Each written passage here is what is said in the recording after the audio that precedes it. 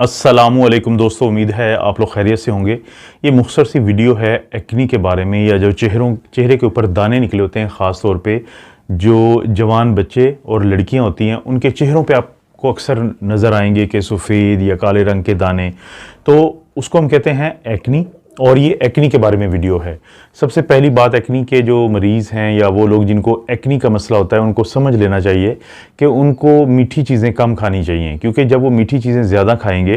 तो उनकी इंसुलिन ज़्यादा जिस्म में रिलीज़ होगी, और जब इंसुलिन ज़्यादा रिलीज़ होती है तो इंसुलिन की रेजिस्टेंस में भी इजाफा होता है। ज़्यादा इंसुलिन का होना और ज़्यादा इंसुलिन की रेजिस्टेंस का होना, ये दोनों वो वजूहात हैं कि जिसकी वजह से ये जो एक्नी का प्रॉब्लम होता है ये बढ़ जाता है। तो ऐसे लोगों को मीठी चीज़ें कम खानी चाहिए, एक तो ये इंपॉर्टेंट बात है। अब जहन में सवाल पैदा होता है कि ये एक्नी क्या चीज़ है। एक्नी के जो दाने जो जिस चेहरे पे निकलते हैं ख़ास तौर पे, इसके अलावा वो गर्दन पे निकल सकते हैं, वो इसके अलावा सीने पे निकल सकते हैं, कमर पे निकल सकते हैं। तो एक्नी का जो मसला होता है ये इस वजह से होता है कि जो हमारे बाल होते हैं उसके एक हिस्से को हम कहते हैं हेयर फॉलिकल। उन हेयर फॉलिकल के साथ ही ये जो हमारे बालों की जड़ होती है वहाँ पे एक स्क्रीशंस पैदा होती हैं जिसको हम कहते हैं सीबम। अब वो स्क्रीशन पैदा करने वाला एक ग्लैंड है, एक थैली होती है जो बाल की जड़ के साथ मौजूद होती है, हर बाल की जड़ के साथ मौजूद होती है, उसको हम कहते हैं सीबेशियस ग्लैंड। बाज़ लोगों के अंदर ये जो ग्लैंड्स होते हैं ये ज़्यादा सीबम को पैदा करते हैं, और वो सीबम बाज़ का तो बाहर निकल आती है, उसका मुंह बन जाता है। जब वो बाहर निकलती है तो वो काले रंग के दाने बनते हैं जिसको हम ब्लैक कोमिडोन्स कहते हैं। और बाज़ लोगों में अगरचे वो सीबम होती है, वो स्क्रीशंस होती है, वो रतूबत होती है, वो बनती ज़्यादा है लेकिन वो बाहर नहीं निकलती, उसका मुंह नहीं खुलता, बल्कि उसके ऊपर एक तह रहती है, तो उससे सफ़ेद रंग के दाने बनते हैं जिसको हम वाइट हेड्स भी कहते हैं या वाइट कोमिडोन्स। तो ये ब्लैक और वाइट कोमिडोन्स होते हैं, ये अक्सर जो बिल्कुल यंग बच्चे होते हैं, लड़के और लड़कियां, क्योंकि आमतौर पे जो टीन एज के बच्चे हैं उनके अंदर ये मसला ज़्यादा होता है। इब्तिदा में लड़कों के अंदर ज़्यादा होता है और लड़कियों में कम होता है, लेकिन जैसे जैसे उम्र गुजरती है तो लड़कियों की जो रेशो है, प्रोपोर्शन है या शरह है जिनके अंदर एक्नी का मसला होता है वो ज़्यादा हो जाता है बनिस्बत लड़कों के। और आमतौर पे 30 से 40 साल की उम्र तक ये मसला चलता रहता है। ये खुद ब खुद भी ठीक होता है, लेकिन इसके लिए कुछ दवाइयों का भी इस्तेमाल किया जाता है जो मैं आगे आपसे जाके जिक्र करता हूँ।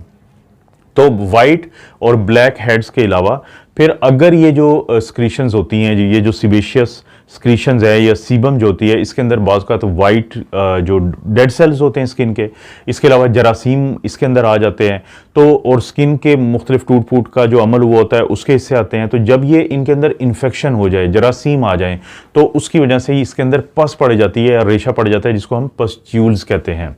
और अक्सर जब आप एक्नी के मरीज़ को देखते हैं तो उनके चेहरे पर छोटे छोटे जब ये दाने होते हैं, तो अगरचे ये थोड़ी सी टेक्निकल टर्म्स हैं लेकिन उसको हम पेप्यूल्स कहते हैं, कि जब उनका जो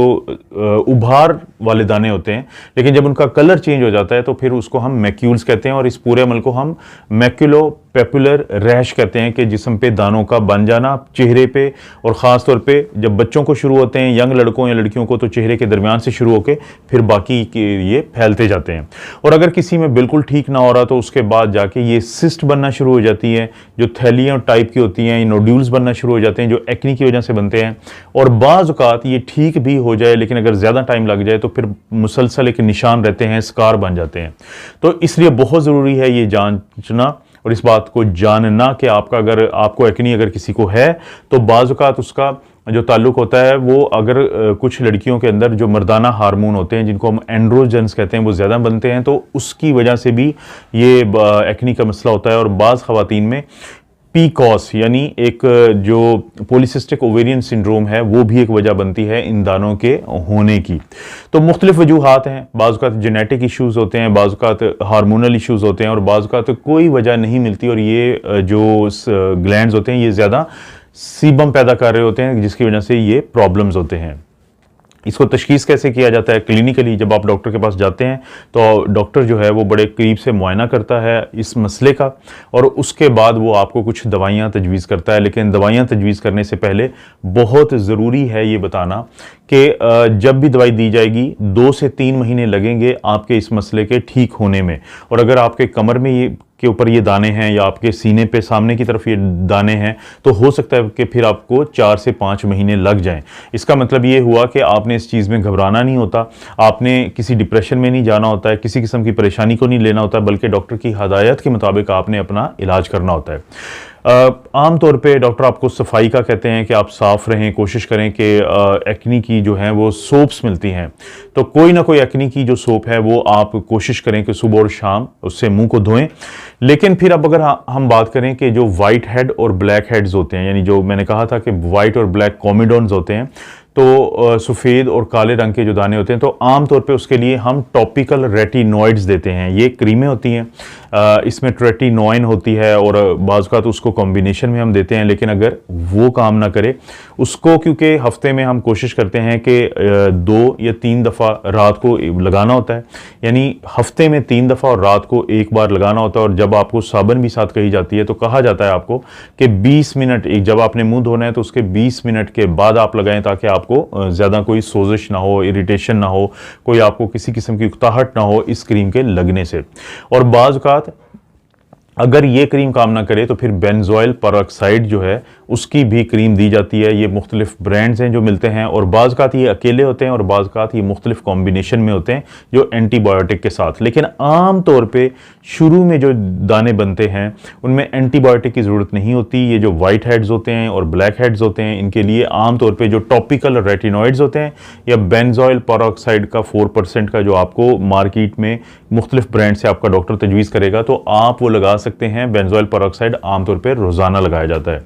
और बाज़ औक़ात इसी जो टॉपिकल रेटिनॉइड्स जो है उसमें एडेपेलिन जेल भी एक आती है, वो भी बाज़ लोगों को काफ़ी ज़्यादा फ़ायदा दे देती है। टॉपिकल रेटिनॉइड्स के अलावा अगर किसी को जो दाने हैं वो उसमें पस पड़ जाए, या अगर पस ना भी पड़े लेकिन वो वाइट हेड और ब्लैक हेड के अलावा काफ़ी बड़े हो जाएं, उनके निशान ज़्यादा हों, लेकिन हो वो एक्नी, यानी आपके डॉक्टर ने वो तशख़ीस एक्नी की हुई है, तो उस सूरत में फिर आपको लगाने के लिए मुख्तलिफ़ किस्म की जो हैं एंटीबायोटिक्स तजवीज़ की जाती हैं, जिसमें कि क्लिंडामाइसिन की एंटीबायोटिक की क्रीम होती है, जिसमें एरिथ्रोमाइसिन की होती है। और बाज़ औक़ात जब आपको ये जो क्रीम अभी मार्केट में पाकिस्तान में ख़ास तौर पे पूरी दुनिया की तरह ये कॉम्बिनेशन में मिलती हैं, यानी बाज़ औक़ात आपको एरिथ्रोमाइसिन के साथ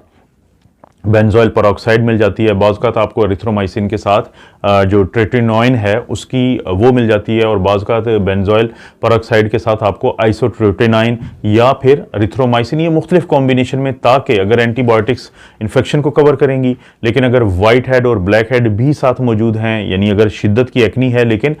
आपको वाइट हेड और ब्लैक हेड भी हैं, तो ये जो टॉपिकल रेटिनॉइड्स हैं कॉम्बिनेशन में ये उसको कवर करते हैं। वरना अगर अकेली एंटीबायोटिक दी जाए तो चांसेस यही होते हैं कि जैसे ही वो ख़त्म की जाएंगी तो बाद में ये इन्फेक्शन या ये जो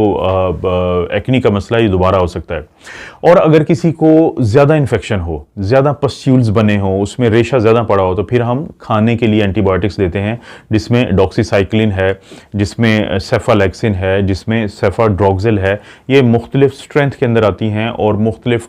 जो ब्रांड्स हैं वो आपको मुख्तलिफ जितने आपके दिन के लिए आपका डॉक्टर मुनासिब समझता है तो वो आपको तजवीज़ करेंगे। तो आम तौर पे topical retinoids, topical antibiotic cream और जो एंटीबायोटिक्स जो खाने वाली दवाई है उससे एक्नी का मसला ठीक हो जाता है, ताकि कॉम्प्लिकेशन ना हो। क्योंकि अगर किसी को बहुत ज़्यादा एक्नी का प्रॉब्लम रहे और वो ठीक ना हो या बहुत लेट ठीक हो तो उसके लिए उससे स्कार बन जाता है, उसके लिए खुदा न खास्ता फिर वो कॉस्मेटिक सर्जरी की तरफ जाना पड़ता है। तो कोशिश होती है कि उससे पहले ही इनको ठीक किया जाए। तो बाज़ औक़ात अब ये जो दवाई का मैं बताने लगा हूँ वो कैप्सूल की शक्ल में है, वो आइसोट्रोटिनोइन की है, क्योंकि ट्रोटिनाइन और आइसोट्रोटिनाइन ये प्रेगनेंसी में हरगिज़ नहीं दी जाते, ये ट्रेटोजेनिक है। ट्रेटोजेनिक क्या होता है कि कोई ऐसी दवाई जो माँ के अंदर मौजूद बच्चे को हर सूरत नुकसान पहुँचा सकती हो, उसे ट्रेटोजेनिक कहते हैं। तो आइसोट्रोटिनोइन बहुत ज़्यादा ट्रेटोजेनिक है। उसके अलावा भी इसकी वजह से ड्राइनेस होती है, होंठों का फटना हो सकता है, तो आप अपने डॉक्टर के मशवरे के बगैर हरगिज़ इसको इस्तेमाल ना करें। तो कैप्सूल की शक्ल में उन लोगों को दिया जाता है जिनको एक्नी का बहुत ज़्यादा प्रॉब्लम होता है, और बड़ी मखसूस डोज में दी जाती है। वो डोज जो है आपका डॉक्टर ही डिसाइड करता है। लेकिन जो क्रीम होती है आइसोट्रोटिनाइन वो मुख्तलिफ कॉम्बिनेशन में लगाई जा सकती है, वो प्रेगनेंसी में वो भी कॉन्ट्राइंडिकेटेड है, वो भी नहीं देंगे।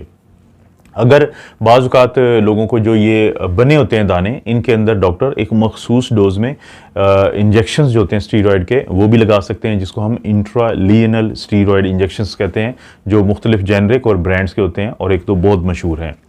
तो एक्नी का जो मसला है ये हल तलब है, ये हल हो सकता है, और कोशिश यही करें कि वक़्त पे अपने डॉक्टर से राब्ता करें। कोशिश करें कि जो डॉक्टर ने तजवीज़ किया है उसको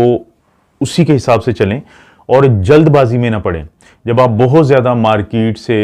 मुख्तलिफ जो आप टीवी पे एड्स देखते हैं उनको देख के क्रीम्स इस्तेमाल करते हैं, बहुत ज़्यादा लोशंस लगाते हैं, अगर आप ऑयल्स लगाते हैं और इसी तरह से कोको बटर एक ऑयल होता है वो लगाते हैं, तो उससे फ़ायदा नहीं होता, उससे नुकसान होता है, क्योंकि इनके अंदर भी कुछ ऐसे स्टीरॉयड्स होते हैं जो वजह बन जाते हैं आपको एक्नी के मसाइल को बढ़ावा देने में। तो इसलिए आपने जो डॉक्टर ने आपको कहा है वो दवाई इस्तेमाल करें, और जहन में रखें कि ये 3 से 4 महीने आपको लगेंगे कि इसमें फ़ायदा होगा, और बाज़ औक़ात ये दोबारा हो जाता है, क्योंकि जो एक्नी का के जरासीम होते हैं जिसको हम क्यूटी बैक्टीरियम एक्नी कहते हैं, तो वो जो जरासीम होते हैं वो बाज़ औक़ात दवाइयों से रेजिस्टेंट हो जाते हैं। तो जब दवाइयाँ ख़त्म होती हैं तो फिर दोबारा वो एक दफ़ा फिर हमलावर होते हैं और फिर एक्नी का मसला ज़्यादा हो जाता है, क्योंकि एक्नी की वजह से बहुत ज़्यादा साइकोलॉजिकल इश्यूज़ होते हैं। अगर आप इसको अच्छे तरीके से समझेंगे इस वीडियो से, और इसके अलावा भी गूगल करें, एक्नी को समझने की कोशिश करें कि एक्नी का जो मसला है वो काबिल इलाज है, तो बहुत सारे जो साइकोलॉजिकल इश्यूज़ हैं उनसे निजात मिल सकती है। मज़ीद इस तरह की वीडियोज़ आपको मिलती रहेंगी। आप अपना और अपनी फैमिली का ख्याल रखें। अल्लाह ताला आपको और आपकी फैमिली को हर किस्म की बुराई, बीमारी और आजमाइश से महफूज रखें।